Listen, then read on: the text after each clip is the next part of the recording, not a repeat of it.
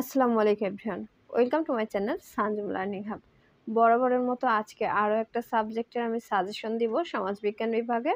তো দেখতেই পাচ্ছ এখানে গ্রামীণ সমাজবিজ্ঞান সাবজেক্টের বিষয় কোড হচ্ছে 23-20-03।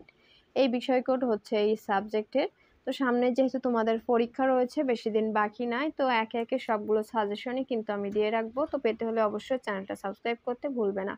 তো প্রথমে ক বিভাগের জন্য বলি। ক বিভাগের জন্য তোমরা বিগত সালের প্রশ্নগুলো পড়বে তাহলে যথেষ্ট। তবে এখানে আমি কিছুটা মার্ক করে দিয়েছি দেখো, 2017, 2019, 2020 আর 2021 সাল। এ কয়টা একটু বেশি করে দেখবে। তবে এর বাহিরেও যাদের সুযোগ রয়েছে তারা কিন্তু বিগত সালগুলো রয়েছে সেগুলো পড়বে। পরীক্ষায় তোমাদের ফার্স্ট ক্লাস বা ভালো নাম্বার পেতে হলে অবশ্যই একটা জিনিস খেয়াল রাখতে হয়, ক বিভাগে যে 10 মার্ক রয়েছে এখান থেকে কমপক্ষে তোমরা 8 কিংবা 9 উঠানোর চেষ্টা করবে। 10 যদি কেউ পারো সেটা তো অনেক বেশিই ভালো। তবে যদি না পারো তবে সবসময় চেষ্টা করবে এখান থেকেই তোমরা খুব বেশি একটা, যতটা বেশি নাম্বার উঠিয়ে নিতে পারো। তো এরপরে যেটা রয়েছে খ বিভাগ। তো খ বিভাগে দেখতে পাচ্ছ এখানে বেশ কয়েকটা প্রশ্ন দেওয়া রয়েছে, এগুলো পড়লেই তোমাদের জন্য যথেষ্ট।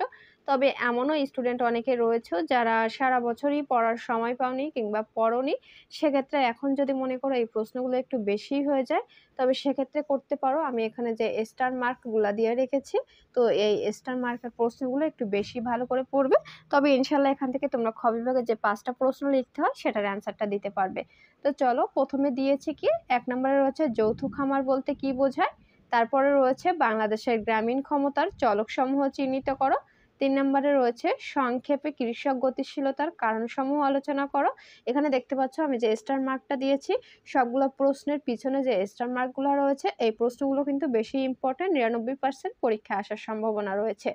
তারপরে রয়েছে সবুজ বিপ্লব বলতে কি বোঝো, এটাও কিন্তু বেশ একটা ইম্পর্টেন্ট, এসেও যেতে পারে তোমাদের একেবারে সরাসরি। তো এরপরে রয়েছে বাংলাদেশের পল্লী উন্নয়ন কর্মসূচির উদ্দেশ্য লেখো। দারিদ্র্য দুষ্টচক্র কি, পল্লী উন্নয়ন বলতে কি বোঝো, বাংলাদেশের গ্রামীণ সম্প্রদায়ের বৈশিষ্ট্যসমূহ উল্লেখ করো। তারপরে রয়েছে কৃষক সমাজ বলতে কি বুঝো, কৃষিভিত্তিক সমাজ বলতে কি বুঝো।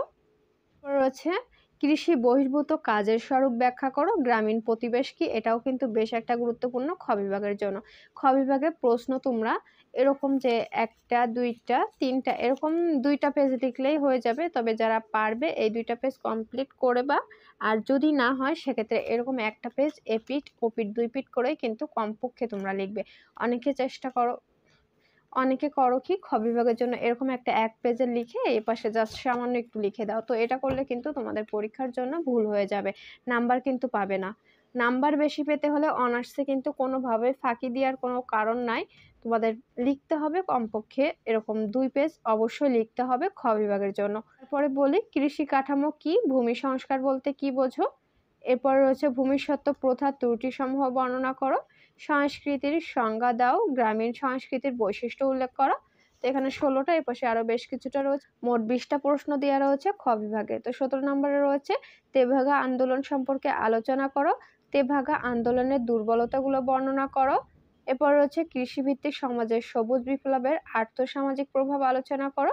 আরেকটা রয়েছে কৃষি এবং পরিবেশের পারস্পরিক সম্পর্ক ব্যাখ্যা করো। তো এই তো খ বিভাগের জন্য 20টা প্রশ্ন রয়েছে, এগুলো ইনশাল্লাহ পড়লে তোমরা এর ভিতর থেকেই কমন পাবে।